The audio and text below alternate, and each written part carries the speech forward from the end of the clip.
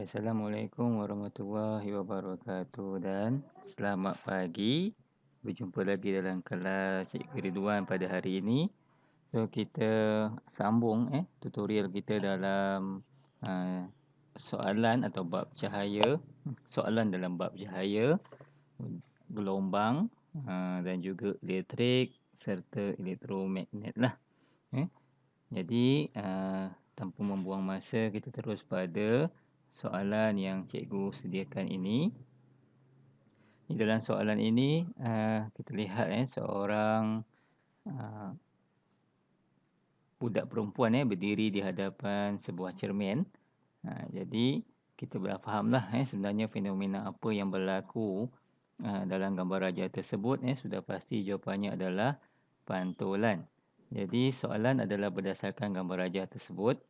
Okey, gariskan jawapan yang betul ini dalam kurungan untuk melengkapkan ayat di bawah. Itu adalah panduan ataupun soalan.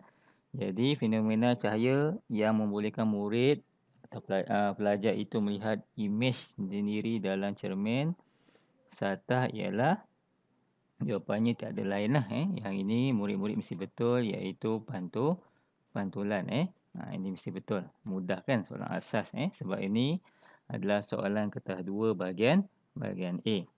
Kemudian soalan seterusnya kita lihat. Nyatakan satu ciri imej yang terbentuk pada cermin satah itu. So dekat sini kena hati-hati.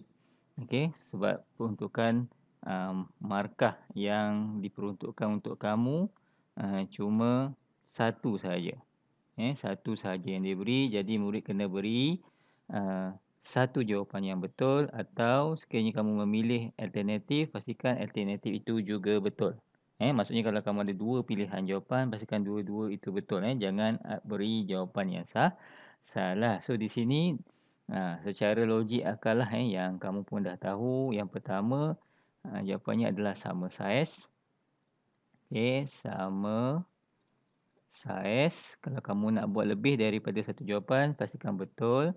Songsang sisi, dan ciri yang ketiga adalah tegak lah. Tegak.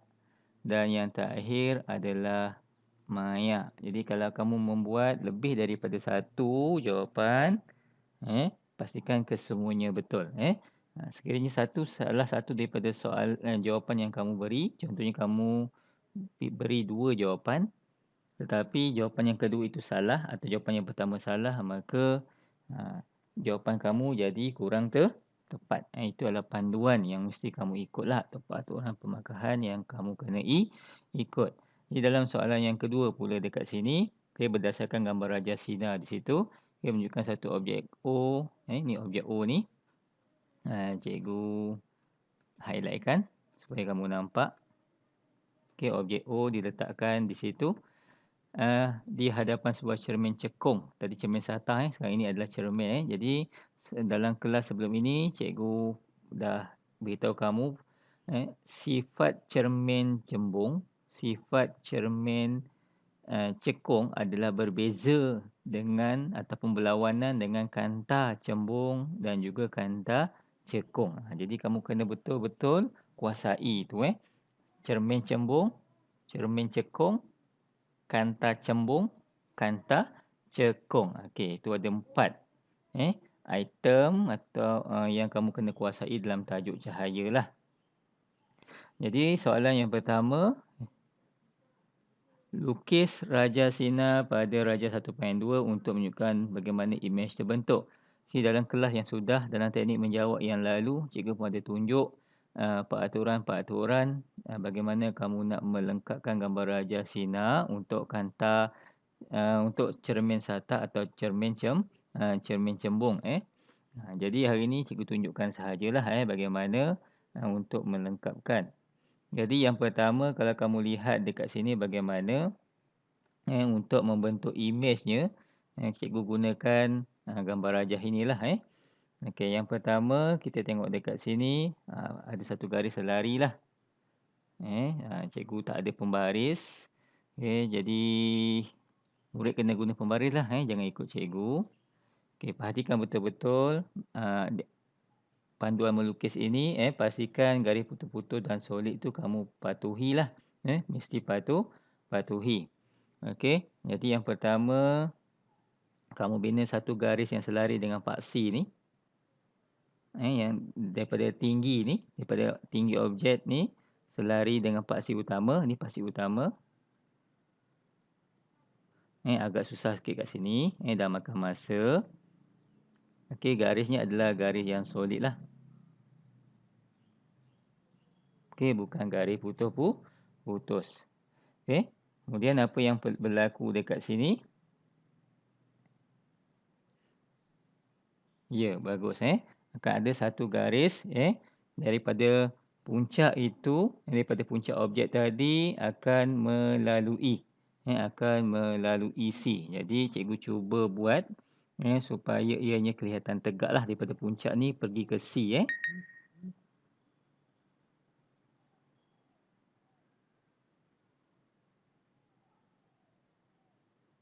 Okey. Cikgu cuba buatlah.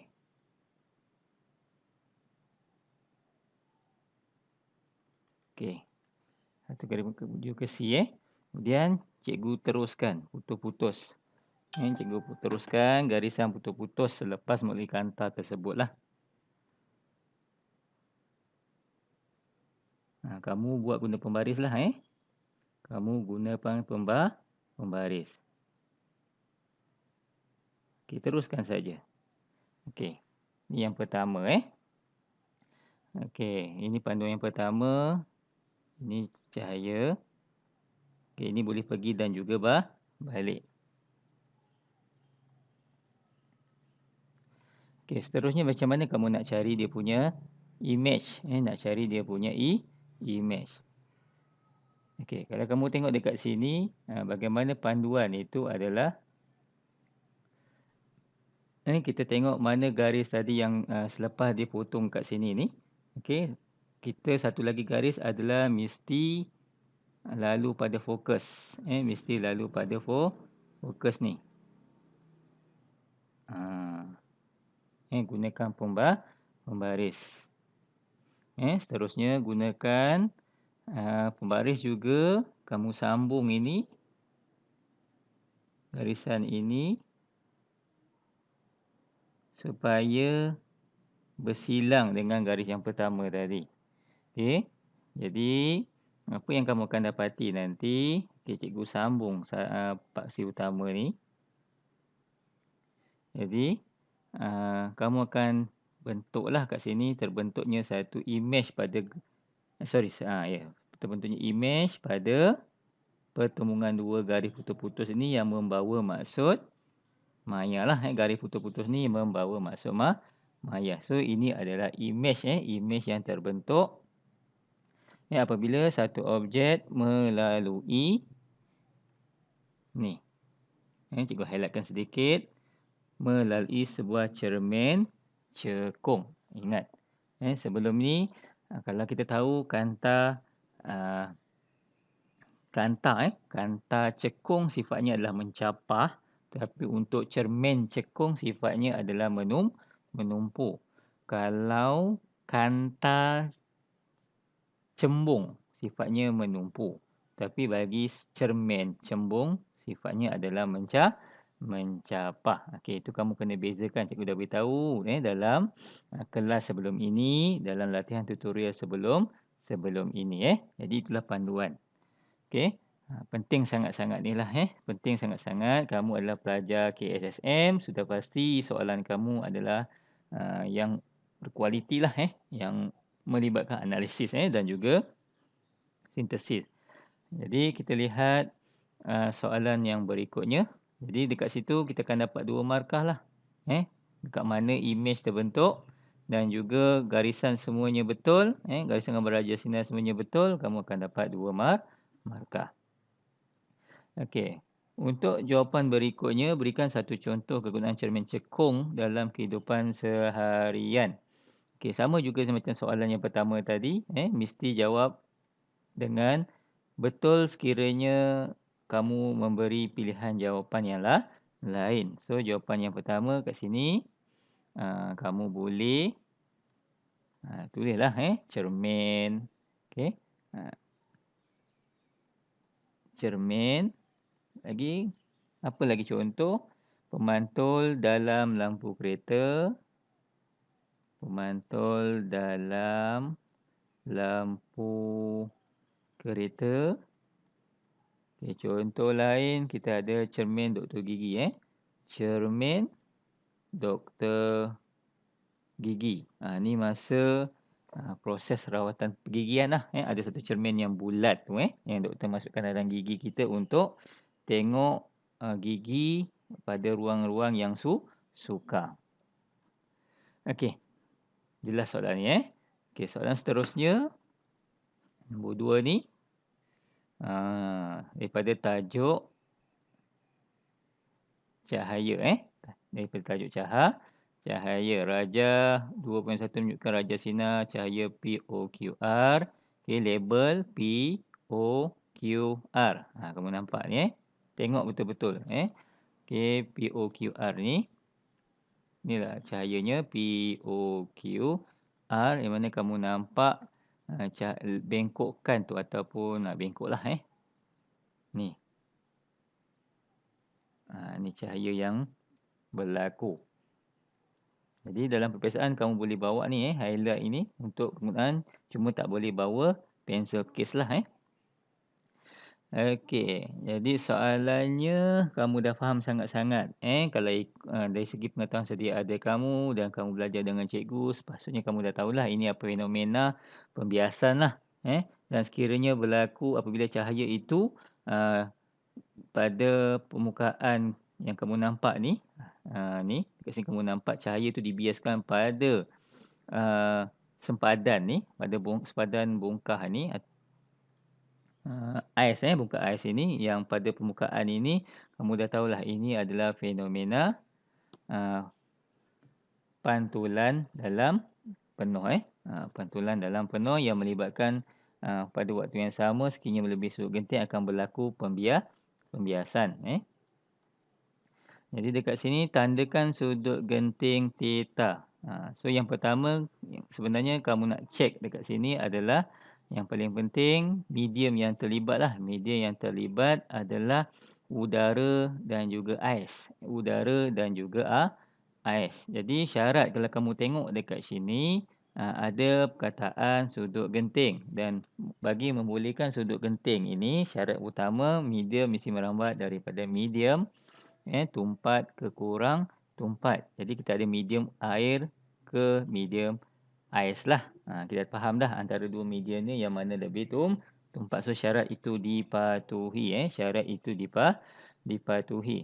Jadi untuk mencari sudut kritikal dekat sini. Okey. Ianya diukur daripada garis normal. Diukur daripada garis normal. So garis normal yang kita perlu perhatikan dekat sini. Yang pertama di sinilah. Bukan di sini. Bukan di sebab kita ambil kira medium yang terlibat. Medium yang terlibat ni medium 1. Ni medium 1.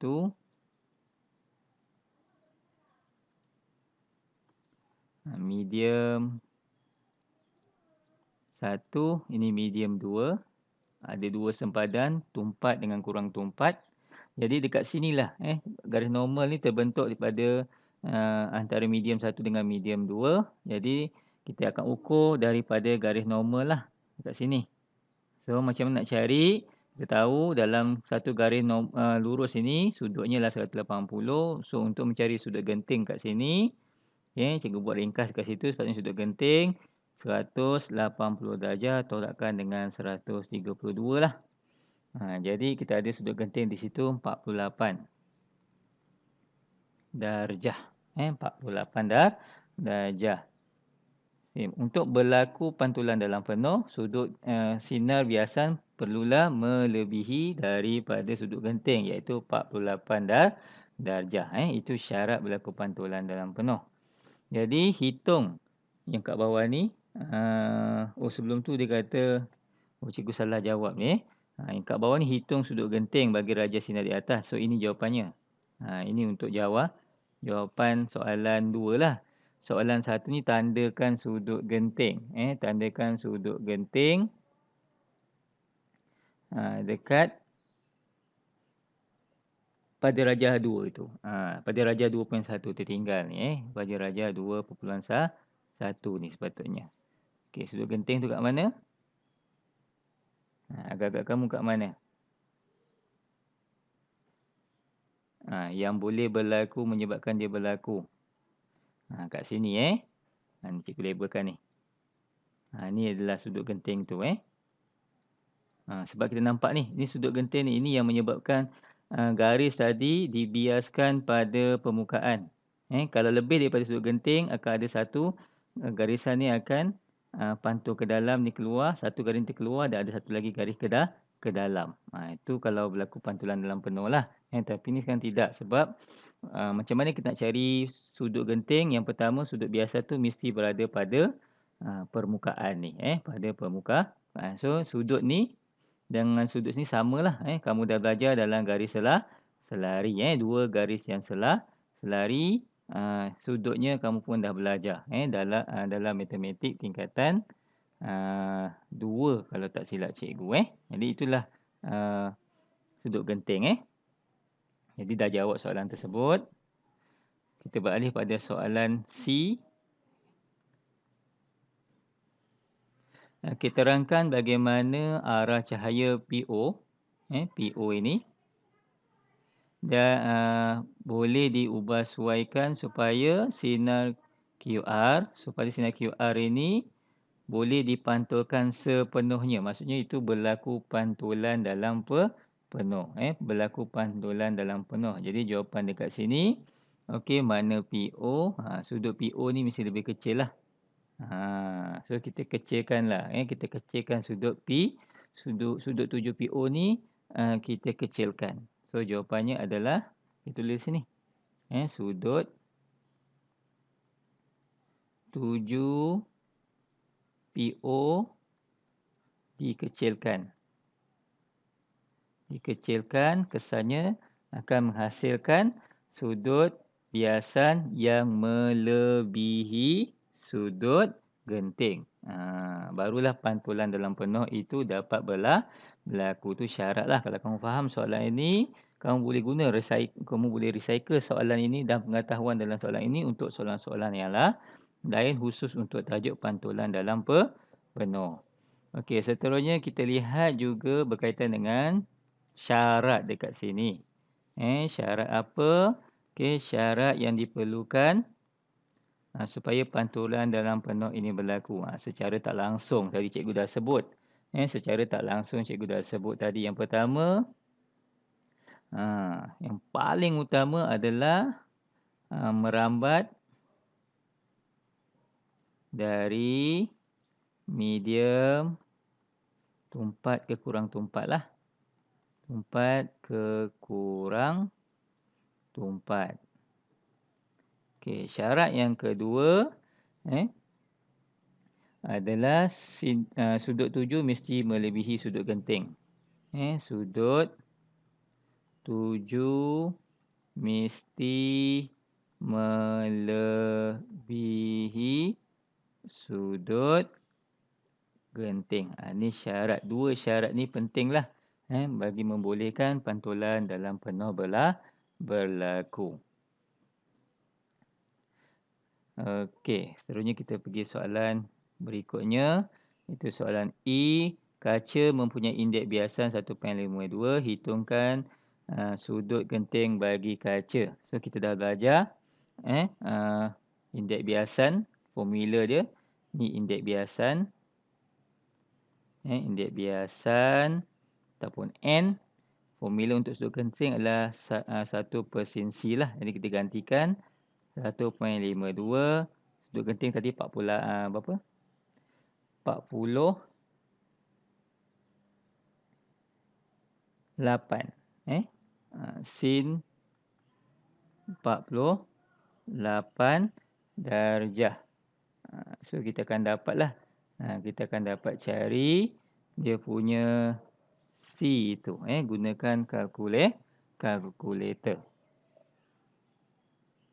Okey, mana kalkulator cikgu ni? Betul lah, tak apalah kamu kira ni kamu kira gunakan kalkulator Tekan shift, kamu naik kat sini sin C ni. Kamu akan dapatlah dekat sini. Sorry. Cikgu salah tulis ni. Sin 48 pula. Sin C sepatutnya. Bukan jawapan Okey, sin C. Jadi kita manipulate supaya dapat C. Akhirnya kita akan dapat jawapan. Kalau kamu kira berdasarkan panduan jawapan yang cikgu ada lah. 41.1 darjah. Kamu boleh cubalah guna kalkulator kamu. Gunakan rumus yang betul. Kamu akan dapat jawapan yang betul.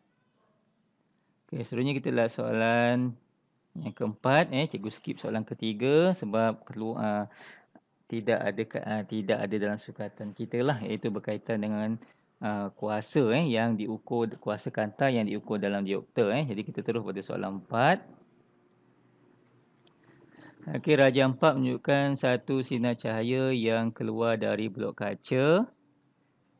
Apabila kena kepada dinding dalam blok kaca, sinar itu membuat sudut 58 darjah dengan sempadan kaca ke udara. Kaca ke udara, medium tumpat ke kurang tumpat. Indeks biasan kaca itu adalah 1.52. Okey, sama macam tadilah soalannya. Okey. Medium yang terlibat kurang tumpat ke kurang tumpat, boleh berlaku pantulan dalam penuh juga Okey, yang pertama soalannya sudut biasan. Sudut biasan kita gunakan formula N sama dengan sin I per sin R Okey, soalan A ni. Okey, kita guna N sama dengan sin I per sin R.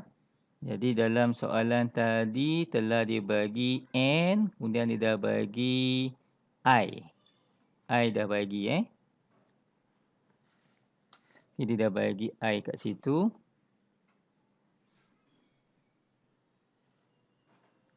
Apa ni dia kata? Sinar 7. Ya. Sinar 7 itu membuat sudut 58 darjah dengan sempadan kaca. Jadi kalau kita tengok sini, 58 darjah ni tengok betul-betul. Kita jangan terperangkap dekat sini. Cuba highlightkan perkataan ni. Dengan sempadan kaca udara. Sini diukur ni. Okey, kalau pelajar faham sebelum ini, panduan mengukur sudut 7 atau sudut pantulan atau biasan atau apa-apa sudut pun dalam kaedah dalam tajuk cahaya adalah mesti daripada garis normal lah. Jadi kalau nak ukur sudut ni, kita akan tolakkan 90 darjah, tolakkan dengan 58 darjah lah. Kita dapat sudut 7-nya. Kalau kamu kira, kamu akan dapat dekat situ berapa? 90 tolak 8. 2.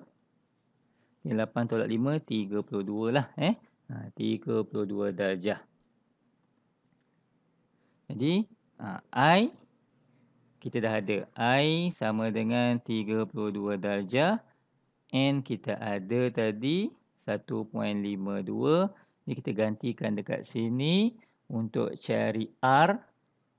Okey, 1.52 sin 32 sin R.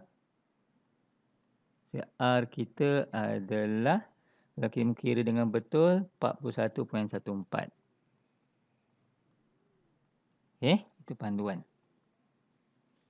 Kemudian sudut kritikal. Sudut kritikal, sama lagi formula dia.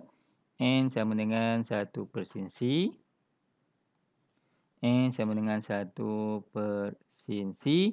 Kita ada N sama dengan 1.52 tadi. N 1.52. 1 per sin C. Kita pusing C. Kita akan dapat, sorry tadi cikgu salah kira ni. Ini cikgu salah kira ni. Sini 41.14 R ni kalau kira dengan betul, cikgu salah tengok jawapan. Cikgu pun tak tekan kalkulator. Jawapan yang sepatutnya adalah 20.4 darjah. Jadi kamu nampaklah. So apabila sinar tuju melebihi daripada 41.14 berlakunya pantulan dalam penuh. Okey, ini peraturan pemekahan 5 lah. Jadi kamu kena tunjuk formula, gunakan formula dengan betul, ganti ke dalam formula dengan betul, akhirnya tekan kalkulator dengan betul, jawapan kamu juga akan betul. Okey, kemudian kita masuk gelombang. Kita masuk gelombang. Okey, dalam soalan ini kita lihat diberi graf sesaran melawan jarak. Sesaran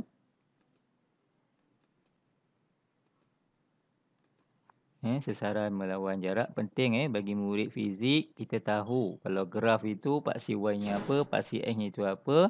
Paksi Y merupakan pemboleh ubah bergerak balas, manakala paksi X merupakan pemboleh ubah dimanipulasikan. Jadi dalam soalan ni apakah yang dimaksudkan dengan gelombang melintang? So inilah contoh gelombang melintang. Gelombang melintang, dalam gelombang kita ada dua, gelombang membujur. Kita ada gelombang melintang dan kita ada gelombang membujur. Dalam gelombang melintang gerakan zarah, gerakan zarah serenjang dengan getaran zarah lah. Manakala gelombang membujur, pergerakan zarah dan arah perambatannya adalah selari. Itu dari segi gambar rajah dan kita boleh membentuklah definisi dengan mudah. Jadi kita terus saja dekat sini. Okey, kita katakan apakah yang dimaksudkan dengan gelombang melintang. Okey, cikgu buat short form. Arah getaran zarah. Arah getaran zarah medium adalah berserenjang dengan perambatan gelombang.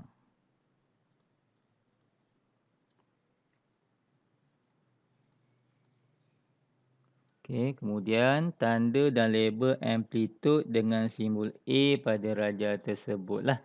Amplitude adalah sesaran maksimum, sesaran maksimum. Jadi ini adalah amplitude. Ini adalah amplitude dia. Amplitude yang bawah ni pun sama sebenarnya. Ini juga adalah amplitude. Okey, mana-mana dua lah. Mana-mana dua, salah satu dan dua-duanya adalah betul. Okey, berdasarkan rajah 1, hitung halaju gelombang. Kita ada halaju, formula untuk gelombang, kita ada V sama dengan F lambda lah. Kita ada V sama dengan F lambda. Okey, kita cek dekat soalan. Apa yang diberi? Diberi frekuensi. Okey, telah diberi frekuensi. Okey, tulis sini. F sama dengan 5 Hz. Kemudian kita nak cari apa lagi? Kita nak cari halaju, kita perlukan panjang gelombang. So berdasarkan gambar rajah yang diberi, kita boleh tentukanlah panjang gelombang yang ada dekat situ. Kalau kita lihat, di sini diberi 16 cm. 16 cm ni kalau kita perhatikan, cikgu tunjuk dengan highlight cikgu. Okey, kita ada berapa gelombang, berapa panjang gelombang ni? 1, 2, 3, 4. 1, 2, 3, 4. So kita ada 2 panjang gelombang ataupun kita ada dekat sini 2 lambda. So perwakilan untuk soalan ini bermaksud perwakilan yang kita boleh buat dekat sini berdasarkan maklumat yang diberi adalah 2 lambda bersamaan 16 cm. So satu panjang gelombang adalah 8 cm. cm. Jadi kita boleh cari V sama dengan F lambda. V-nya sama dengan F 5 tali kali dengan 8. Kita dapat 40. Sentimeter ke meter kita nak pakai kat situ? Oh, tadi meter bukan cm. 16 meter di sini bukan cm. Cuba cek balik. Ya, meter Okey, aku salah meter sebenarnya. So kita dapat sini 40 meter per second. Okey, senang kalau kita tahu formula yang betul, tahu cari panjang gelombang, tahu menghurai graf sesaran melawan jarak, insya-Allah senang Okey, nombor 2 ni. Okey, Raja 2.1, kamu diberi sebuah boya Sebuah boya ni macam pelampung yang berayun menegak dan akhirnya berhenti. Okey, Raja menunjukkan graf sesaran masa bagi sistem berayun ni. Ni boya yang berayun tadilah. Daripada amplitude maksimum akhirnya berkurang, semakin berkurang dengan faktor masa dan akhirnya dia berhentilah. Jadi secara tak langsung gerakan boya turun dan naik ini membentuk bentuk atau pattern gelombang yang dihasilkan. Soalan, apakah fenomena yang dialami oleh boya tersebut? Okey, kalau kita lihat berayun dengan amplitude yang tinggi dan akhirnya berhenti, so tidak ada lain dan tidak bukanlah. Jawapan di sini adalah fenomena pelembapan. Fenomena pelembapan. So kenapa boya ni berhenti? Ada dua faktor lah. Faktor dalaman dan juga faktor luaran. Dalaman adalah getaran antara zarah-zarah. Faktor luaran adalah geseran dengan udara. Okey, nyatakan satu sebab yang mengakibatkan pengurangan amplitude. Ni ada pun sebabnya. Okey, kita ada dua. Kat sini macam saya cakap tadi ada dua. Satu faktor dalaman ataupun faktor luaran. Jadi dua-dua tu kalau kamu sebut mesti betul lah. Mesti betul. Kedua-dua mesti betul. Jadi dekat sini skema dia bagi mengatasi daya geseran mengatasi daya geseran antara air dan udara. Ni fenomena yang jelas lah. Yang jelas sebab ianya di laut. Boya ni ada di laut dalam mengesan fenomena tsunami lah ataupun gelombang yang besar tu. Jadi kalau dalam sistem ayunan kita ada satu lagi faktor iaitu geseran antara molekul dalam udara dalam zarah tu sendiri dalam ayunan tu sendiri. Itu faktor yang kedua. Okey, berapakah tempoh ayunan? Kat dalam ni berapakah tempoh ayunan kalau kita tengok? Time dia. Kita ada sesaran, kita ada masa.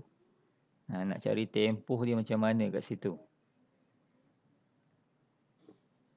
Okey, kalau tengok kat sini dia bagi, kita boleh tengoklah. 1, 2, 3, 4. Nanti kita gunakan highlight. Mana-mana kita boleh pakai kat sini. Tempoh ayunan adalah tempoh adalah satu ayunan lengkap. 1, 2, 3, 4. Atau kita ambil lain. 1, 2, 3, 4. Dan kita ambil yang lain. 1, 2, 3, 4. Jadi kalau kita pertimbangkan semua kes ini, jelas kita nampak tempoh ni sebenarnya kita dapat dekat sini mana-mana pun tengah-tengah ni adalah 1. 1 second. 1 second. Jadi dekat sini 1 lah.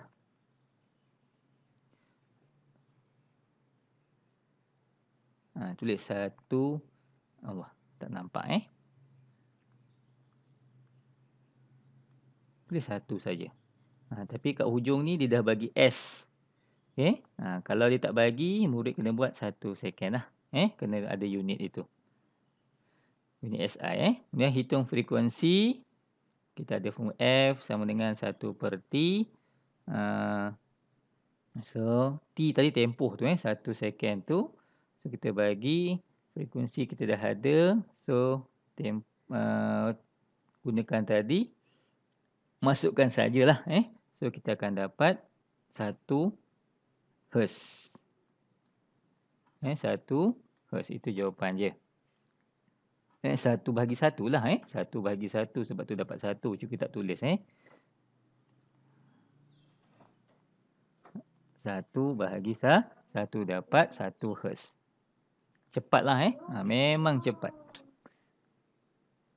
Memang cepat. Okey. Seterusnya kita soalan 3 kat sini. Okey. Melibatkan fenomena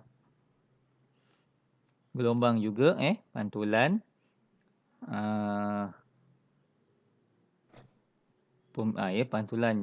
Pantulan gelombang dekat sini. Susunan radar untuk menyiasat pantulan. Oh, dah ada. Cikgu tak baca tadi. Fenomena pantulan gelombang. Okey. Apakah jenis gelombang bagi gelombang bunyi? Ini semua tahulah. Murid pun tahu. Dia adalah gelombang berbunyi lah. Bunyi adalah gelombang bujur. Bolehlah gelombang bujur.